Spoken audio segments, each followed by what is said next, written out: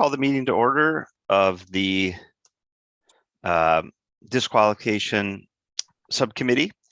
And we don't need to do a formal roll call.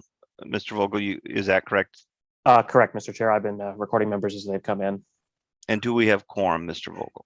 We do, Mr. Chair. I'm seeing Thank Ms. you. Evans, you, Mr. Irvin, Ms. Kaser, and Ms. Sherlock.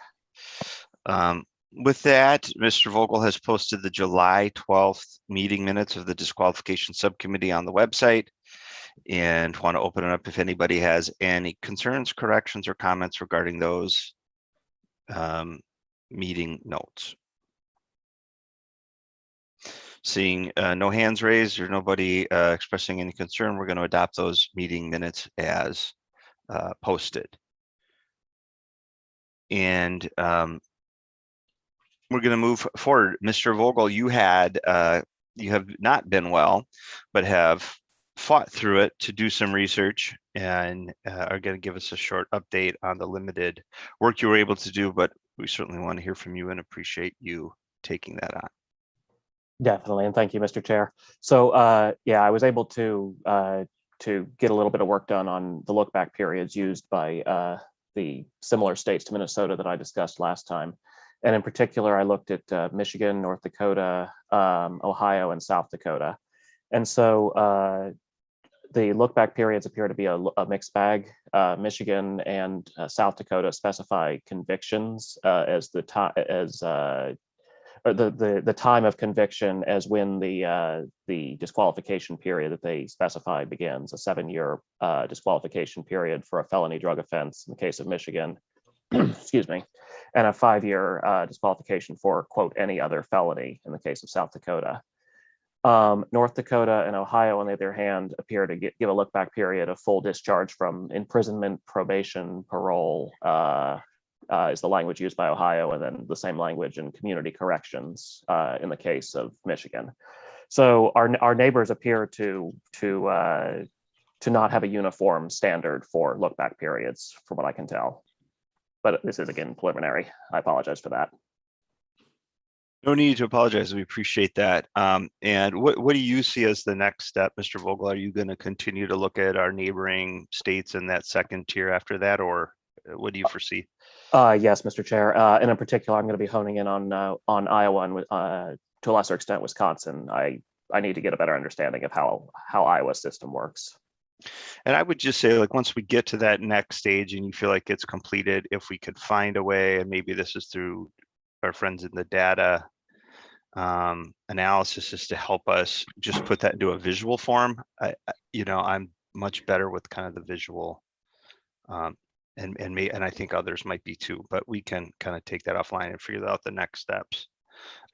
So thank you so much for that. And I think it's a good segue into, if we're going to create something uniform or recommend something uniform, what is the framework that we should put that under? And I want to applaud and thank individuals such as Ms. Kaser, Ms. Sherlock. I know Mr. Page weighed in on these things. And I think the goal for today would be, with those individuals who had put together those ideas, to maybe kind of present a little bit, not present maybe, but just discuss their thoughts. No visual aids needed here, Ms. Kaser, Ms. Sherlock, anyone else, but just sort of talking a little bit just about, I thought, what were your very great thoughts and recommendations. So Ms. Kaser, would you be willing to kind of start us off?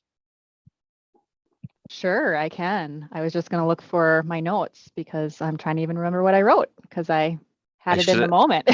Yeah, I should have given everybody a heads up, but no. I also have some thoughts, John, and some visuals. I didn't know we were supposed to email them. I thought we were supposed to have them ready for today. So Gina, you will be involved, I am sure, 100%, and we will turn it over to you soon enough. Thank you so much. And if anybody else has put together visuals or flow charts, they're welcome to share. And Ms. Kaser, I just forwarded you the email where you sent those notes, and I also have them pulled up if you'd like me to display them. You are welcome to display them, but thanks for sending them to me as well. So so I just started off by having kind of a framework that actually was recommended back in that task force in, I think, 2008, that really reduced some of the timeframes. So they reduced from like a 15-year to a 10-year, a 10-year. They had some different numbers, maybe a 10-year to 5 years and a 7-year to 3 years. And then there would maybe still be some permanent, only because maybe it's required because of the Adam Walsh Child Care Block Grant requirements. But really only those crimes would be there, that they really wouldn't have any other permanent disqualifications. I'm not sure if we would maintain that felony, gross misdemeanor, and misdemeanor structure. It might just be easy to understand, but I don't know if it makes the most sense. So I was open to thoughts and feedback about that. I think, like a lot of folks on this committee, crimes that are crimes of poverty should be eliminated from the disqualification list feeling. And then I think we really need to think about drug convictions completely differently. I think there's been some thoughts about maybe eliminating some of the possession, or at least differentiating that from sales completely, and really narrowing what would be a disqualification. And then the look back period. I know we've had lots of discussions of starting it from like the date of incident versus point of conviction versus, how it is now, where it's at the point of discharge from sentence. And I kind of landed right in the middle. So I thought point of conviction. I know other states have done that. And I just outlined some thoughts about that as, sometimes it could be rather confusing what date to start with. And maybe date of incident could be left to interpretation, maybe, whereas date of conviction could be more defined because it's in the court orders and whatnot. But maybe not. I'm not in the court system, so maybe that could be confusing. I also was trying to think politically about what might be more tolerable for legislature, and so maybe point of conviction might be more feasible for us to get past. So that was just some of my thoughts. And then I know others jumped in and had some additional thoughts, which I thought were just as good too. So it was a starting point. Thank you so much, Ms. Kaser. And let's go over some of those other thoughts. I know that the judge isn't here, but let's talk about it. I mean, I think the goal here was to sort of think about our framework. We're not probably talking so much about specific disqualifying offenses, whether it's drug or whatever, but what's our framework as we sort of put things in before we start checking stuff off, say this is just stupid, the felony possession. I think it's stupid, but we can leave that for another day. But I really like the framework. That's exactly what we want. What are some people's thoughts on framework? And again, it kind of goes to 10.5.3 from conviction. Well, I think it got expanded even further than that when Lucas weighed in and then Max. And frankly, I ended up, after looking at all those, starting with Ms. Kaser's, I thought that was a good starting point. By the time I read Max's, I liked his recommendation that it's either a permanent or a 4-year. The 4-year based on if there's no recidivism in 3 years, it's likely that they've gotten over a significant hurdle. And then he added another year that I would call for safety. So permanent and 4-year seemed to me to be a great position for us to take, and maybe we'd get talked up from there, but I think that would be great in my mind if we were able to achieve that. And in terms of what's the starting point for the look back period, I think Mr. Page also laid that out pretty well, and he laid it out a bit differently where if you've had a conviction and but not been incarcerated, it was one thing. If you were not convicted, it was one thing. Convicted and no incarceration, and then date of release from prison. So that gave us, I think, 3 different levels of look back period that all seemed to make sense to me. So I think in the end, what Mr. Page had recommended seemed to make a lot of sense to me. Thank you so much, Dave. And just so we're all on the same page here, one of the things we want to be mindful of is we've had some discussions about it, but we want to comply with some open meeting law rules and make sure that everybody who isn't in, you didn't get an email, would understand that there were some, just thoughts. So we want to make sure all those thoughts are brought forward today.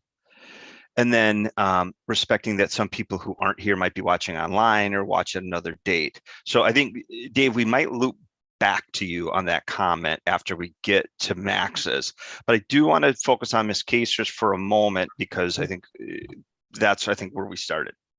And my thought with Ms. Kasers was my only concern was on the 3-year, was if we had like a misdemeanor, and I wonder if we really needed people who have misdemeanors to have any kind of 3-year disqualification, or maybe, if it's a misdemeanor, maybe it really wasn't all that serious. And I can take pushback on that, but that was my only concern with the 10.5.3. Focusing just on Ms. Kasers' ideas and suggestions, and I do like the idea of conviction, because I really agree with Ms. Kaser that it is an easier date to identify. I think what the judges talked about is cases, especially during the COVID process, are taking a long time to get to resolution. So there are two scenarios. One is the COVID person who doesn't take a plea for a while because courts were shut down. The other one is you end up, if you don't take a plea agreement and you just assert your constitutional right to take it to a trial and you lose, you essentially extended, just because you sought to take it to trial, you've extended your disqualification period. Those are my only concerns, but I really agree it's a pretty bright line. Anybody else have thoughts on Ms. Kasers? I do, and subsequently, first of all, I want to say, Ms. Kaser, thank you for being the first one to put things out, because it's a lot easier Agreed to respond than to create, right? So thank you very much. I'm just a little concerned about dropping any of the levels past under 5 years, and this is what. One, I think, if we're talking about a fairly big change, which is to eliminate these 15, these 10-year, these like comfort levels that people have had for years, it'll be a tougher sell. But also, that's less than the federal standard and in 4E.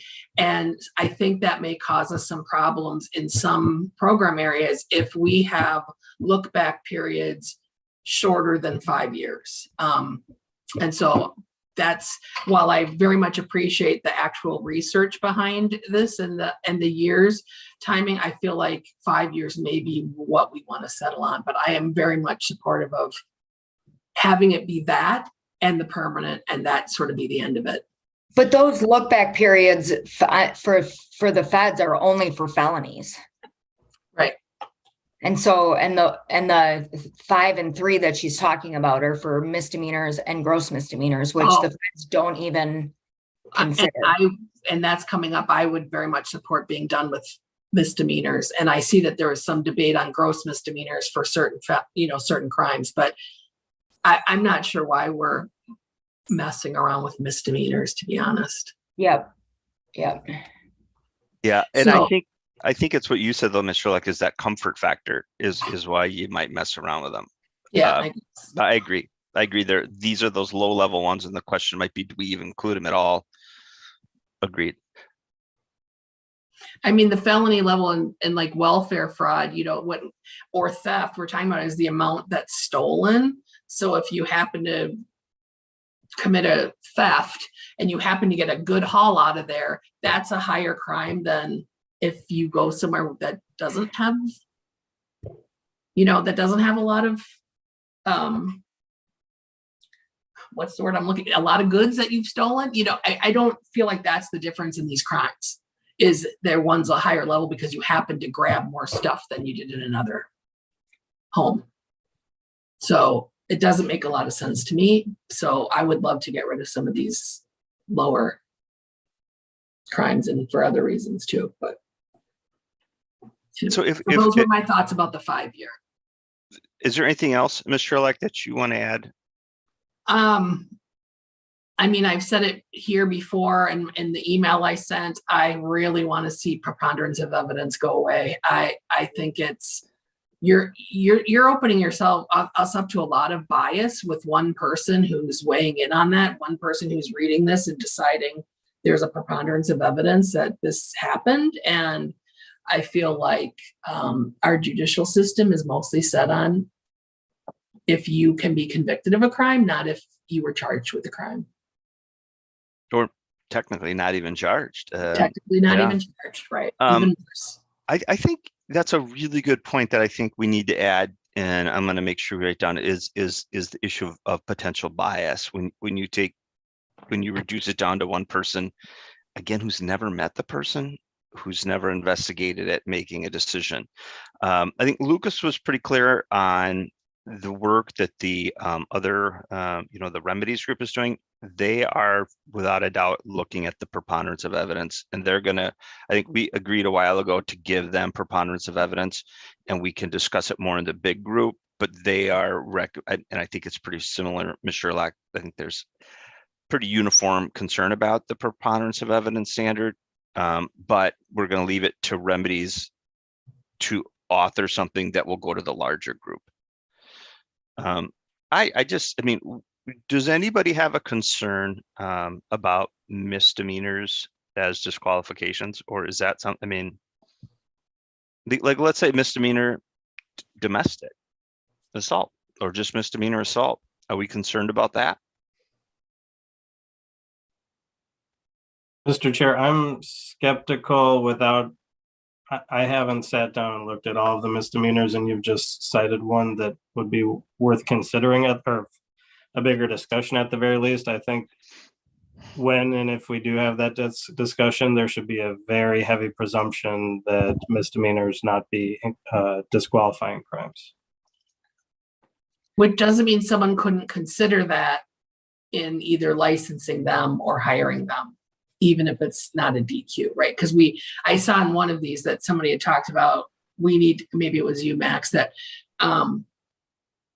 that really had to talk about making sure that this information was going to be available as part of the background studies, even if they're not DQs, so that the employer or licensor in Ms. Kaiser's, in my cases, that we've considered that and decided that that's a low safety risk for what we're licensing them to do.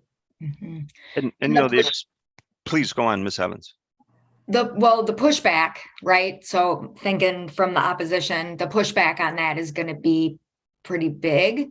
If we, I feel like no misdemeanors with the exclusion of domestics will be a lot easier of a sell than no misdemeanors, period. And so for us to just present that no misdemeanors, but to understand that may be the compromise, that we have to add the domestics back. I mean, I think the domestics are the issue. I mean, Mhm. a domestic It's is eligible for expungement 2 years after completion of the sentence. I mean, it's not a 7-year. I mean, it's not, for most of these, if you have an attorney, it's not going to be publicly available 2 years after. Mhm. Forget the disqualification even. So, okay, so I think looking at misdemeanors, I think because we can sit here and say, oh, misdemeanors, and then when you do name a couple, the ones that we just did are the ones I think we have to go and think realistically about.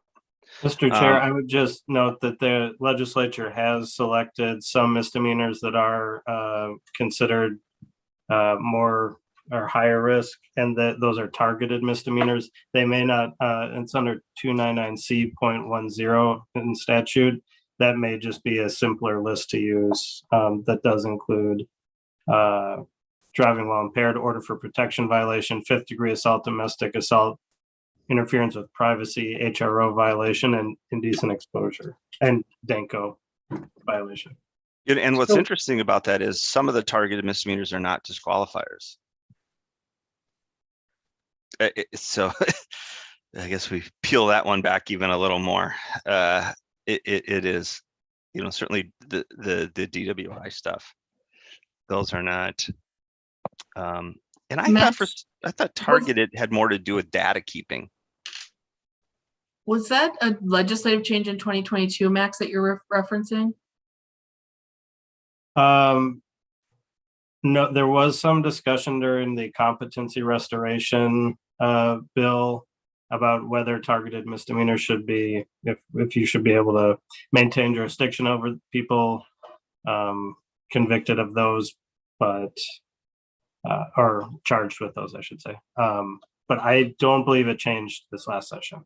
Okay, thank you. Thank you, Ms. Sherlock and Ms. Kaser again. Mr. Page, you want to go over your, and then we'll get to Ms. Evans and her visuals. Sure. Thank you, Mr. Chair. Thank you. I think the simplicity of 2 different timeframes is the best option. It's best for the public and easiest to administer. As Ms. Sherlock mentioned, I had suggested permanent and 4 years instead of 5. If that's going to cause issues, I think 5 seems like it could be appropriate as well. I just know that I had mentioned that the data suggests that if you are, for most, except for the most serious crimes, if you do not recidivate within those 3 years, you're unlikely to. You know, I think it might be worth, we had divided everything into the best we could into property versus personal crimes. And I think that can be helpful for how we think about them. But I think it also might be worth going through the crimes individually again, once we have the framework and deciding where a certain crime should be and have reasoning for it in case questions come up during the legislative process. We want to be able to explain our homework, I guess, is my suggestion. Rather than, and I think that you can be more effective doing that with specific reasons rather than blanket. I think the blanket, these are property crimes, so we're not considering them, or these are personal crimes, that it might be met with a little more skepticism than coming up with a more thoughtful way. But that was worthwhile, and I think will help us think about those. I think misdemeanors should not be considered. I think some gross misdemeanors, I mean, you can be convicted of gross misdemeanor, malicious punishment of a child, and engage in some pretty bad conduct and get a gross misdemeanor conviction. And in fact, most gross misdemeanor, I don't know about most, many gross misdemeanor convictions for malicious punishment of a child actually involve much more serious conduct than a gross misdemeanor level. But due to the plea bargaining process, that is how a lot of these cases resolve. And so I'm skeptical of excluding gross misdemeanors entirely. And I think for misdemeanors too, that might be a reason to at least debate having some of them on there. Just because a lot of people plea for lower crimes than the conduct they might have actually engaged in. The look back period that we've been discussing, I think to the extent we're going to have preponderance of the evidence, it should be the look back period should start from the date of the alleged violation. I haven't completely thought through the preponderance of the evidence standard. I know so just to go through the other options that I suggested, using the date of conviction if the person was convicted but didn't serve any sort of prison sentence, which is going to be a lot, many of these crimes. I think that's the period when a lot of the rehabilitation starts, when someone's taken responsibility and moved on. I do think we run into a little bit of an issue if we use the date of release if we just use the date of conviction and someone is incarcerated for a period of time. I was looking at burglary severity level 8 crimes are the first crimes where there's a presumptive commitment to prison, and that's a 48-month with 0 criminal history points. That's at 48-month sentence. And so, you could, if say burglary was in the 5-year category, then you could, be in prison for 2 3/4 years or something, and only be out for a year. And is that the amount of time that we want to see before someone should be eligible for a license? So that's why I think the date of conviction can be helpful in some circumstances, but the date of release from prison might also be helpful. And then I had Max, do you mean like the supervised release date or the date they're physically leaving prison? The date that the individual was released from prison, and that is the language that's used in the foster care licensing statute. And this would, of course, reset if on supervised release you were to recommit or violate the release conditions. But yeah, the idea is we want people to be out and free members of society and demonstrating that they are able to do that without engaging in dangerous conduct. And then finally, I don't know if this applies to, or if this was responsive to the chair's request, but I think it would be helpful if there was a process where someone could apply for a license and work out all of this paperwork stuff before being licensed, before applying for a job and attempting to get set-asides or anything, variances for all of that.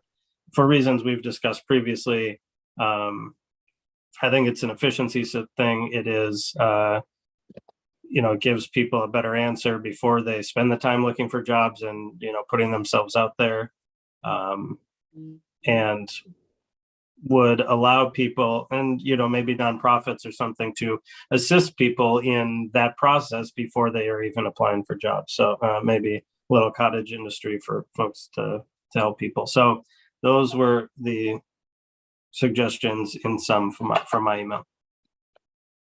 Thank you so much, Mr. Page. One of the things I really like, and I think it can be marketed pretty well too, is the idea of simplicity, because we have this sort of bear of a statute with all these, tentacles and, different time periods.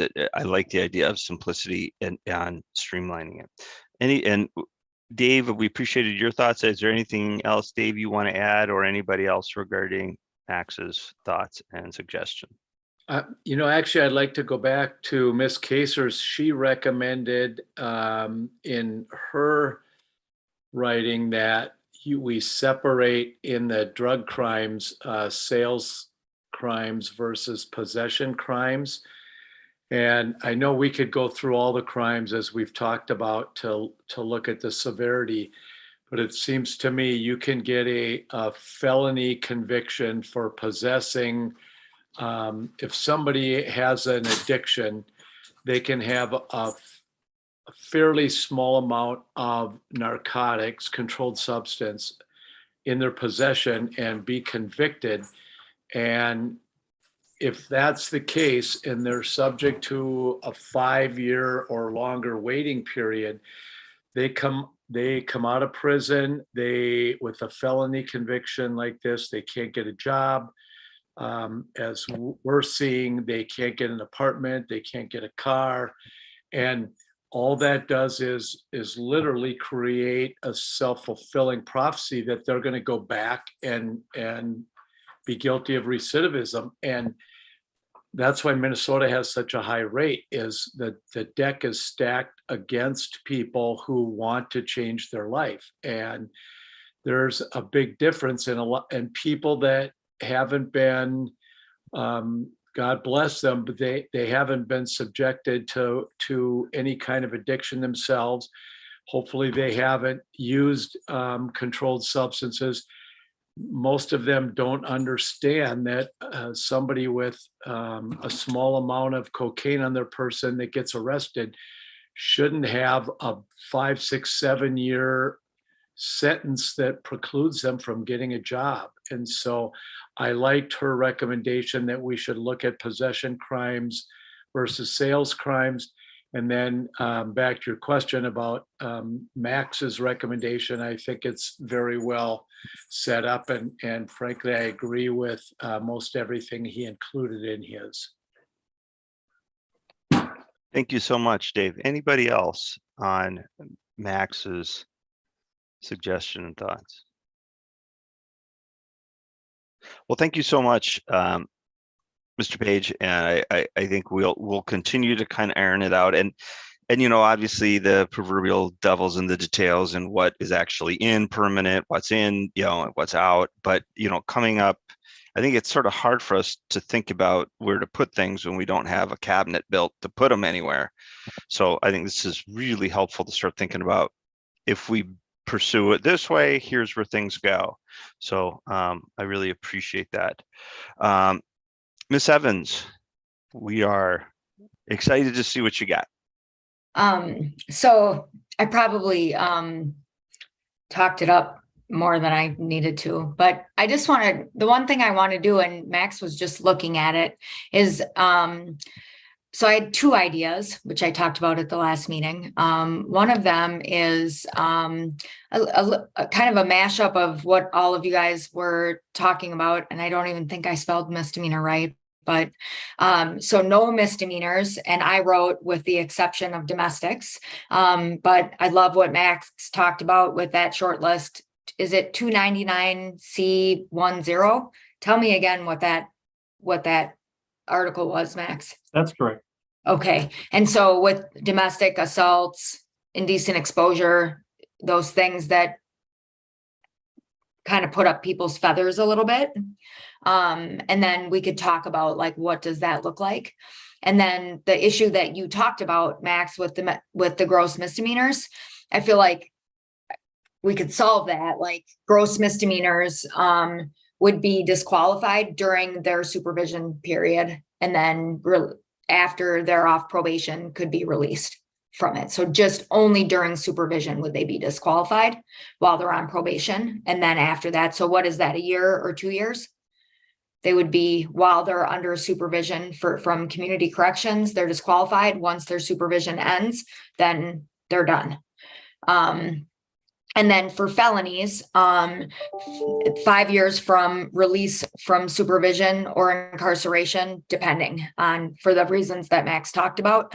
And then possible exceptions for person crimes, because there's some of that stuff, always thinking like a legislator, because that's the work that I do.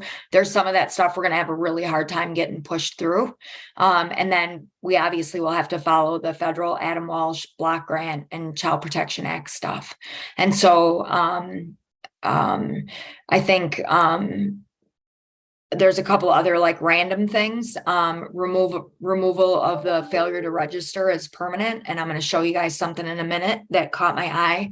And then pre-approval for background checks for education. So I was just on a call today with Chaz Anderson, and something about that got passed this year for, she said it wasn't background checks, but for occupational licensure. People can find out if they're eligible before they start school. Something got passed around that today or this year. And I have an email into Chaz to find out exactly what that was, but Justice Action Network got something done around that this year. It was in the final bill. And so I will, I have it on my list of stuff to follow up on. I sent her a text right after I spoke today at the St. Paul Chamber of Commerce. So something did get done about that today, but it was very specific to like license holders. And we would obviously want to expand that to anybody that works under DHS licensure, but I have that on mine as well. So people can find out first before they get into school. I think it's a really, I mean, here's one of my concerns with the occupational license headway and even that meeting with the DHS regarding, not having background checks for people who are going to be who have an occupational license is it tends to be people that are rich. You know, a lot of times usually the doctors, the nurse practitioners, and not all of them are rich, but it does seem like it makes no sense to treat the occupational licenses differently when you're looking at risk of harm. Why wouldn't we allow people who are going to be actually probably providing even more hands-on care have those same opportunities? Maybe they don't spend 8 years in school trying to get a license, but even 1 year, if you look at maybe their personal life circumstances and financial circumstances, it's the same thing. So I really agree with what Max said, and what Gina said about helping some people identify whether or not these are careers they can pursue and not have that huge emotional investment. And goes back to what Dave talked about earlier. I mean, think about the letdown if you commit yourself to doing something like this and this door gets slammed in your face. I don't know how people have the fortitude to move, to keep plugging away. Yeah. So, and then my other idea, do I have the ability to share my screen? I'm just gonna pull up the,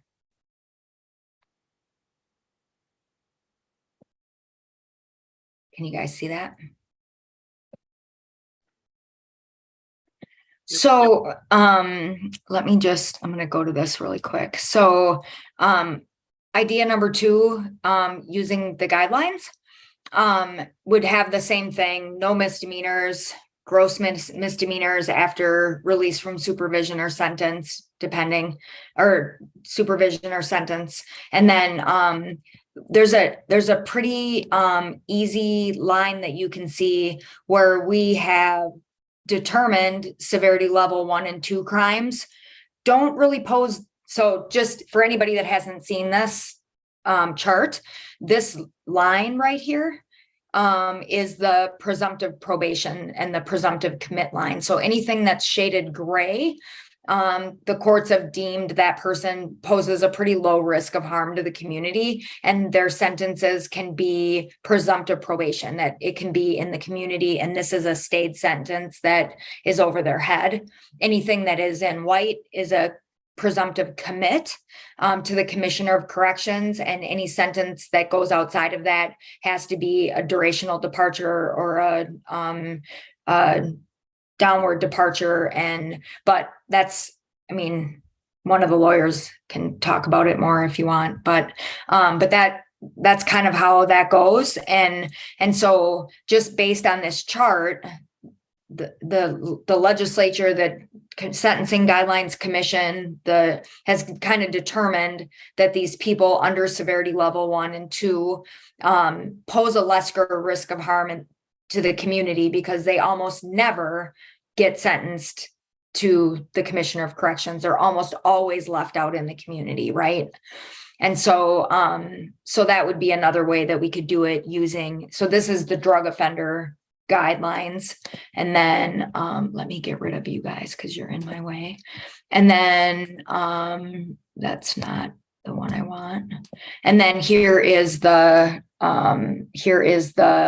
one for other crimes, and you can see that same thing for, you know, low-level assaults, theft under 5,000. Again, you have to have 6 or more points to even have it be a commit to prison. The rest of it is all, you're left in the community. It's all community supervision. So again, severity level 1 and 2. And then for 3 to 7, which is the same on both charts, as you get more points and more criminal history. So, and then as the severity level gets higher, aggravated robbery, first degree burglary, first degree assault with a weapon. So I haven't fully formed my opinion. What I wrote on here is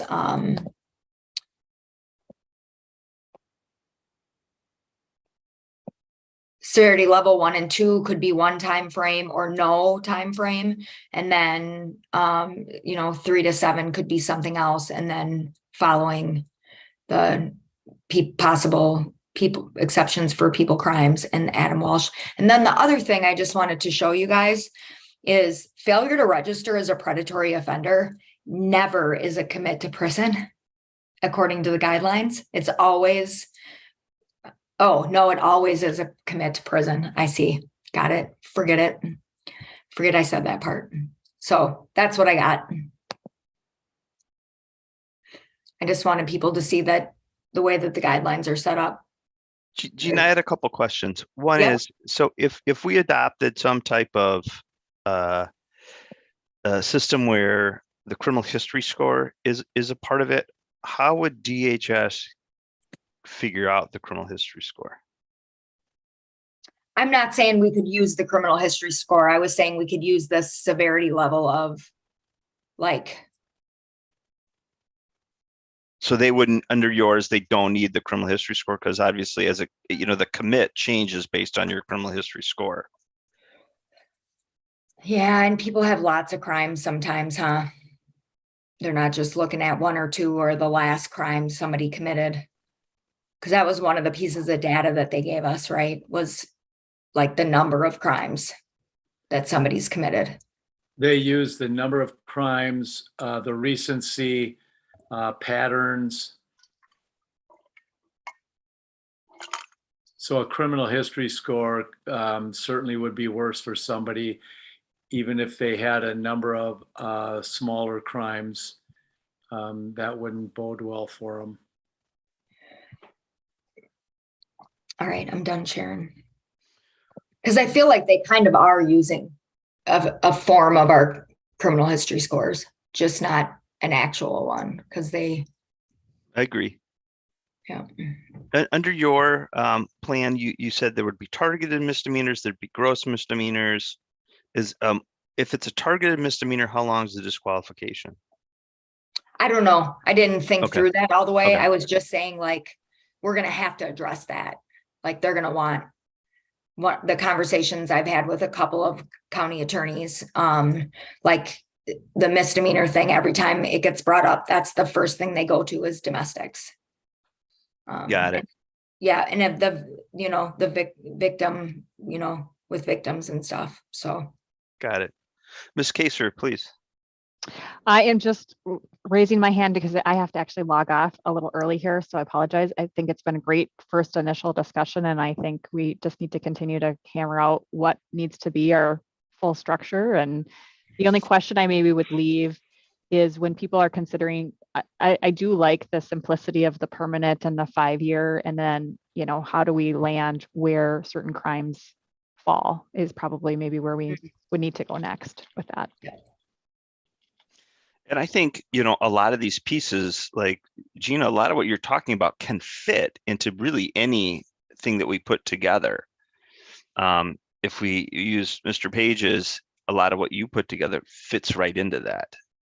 And looking at stuff that's already been decided, what are those offenses that scare us or concern the community regarding public safety, and which ones don't? Anybody else have any other thoughts on Ms. Evans's information presentation or anybody else's?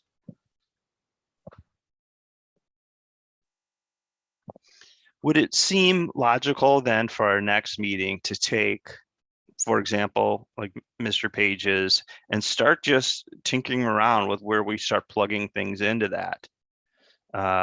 And what works, what doesn't? And then just sort of, I think as Mr. Page even identified, going back and looking at some of these and really thinking, where do they fit? What do you guys think about that as a next spot? I think that makes a lot of sense.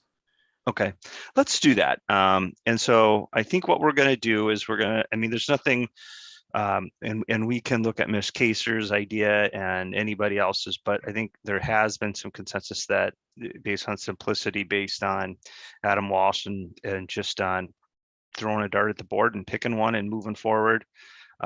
Let's start with Mr. Page's for the next session and start tinkering with it, start thinking what it would look like, what fits well, what problems arise, and then sort of go from there. With obviously no compulsion to use this full hour. Does anybody else have anything else to add today or items they'd like to discuss in the future? I just hope you and Will start feeling better. Thank you. I appreciate it. I'm sure I will. You know, it's weird. We were talking about earlier. We haven't been sick in so long. I've turned into such a colossal baby. I'm like, oh, I have the sniffles. So I might have been a baby before, but I'm a bigger one now. Well, it's funny, Will's been muted the whole time and I saw him up there sneezing. So.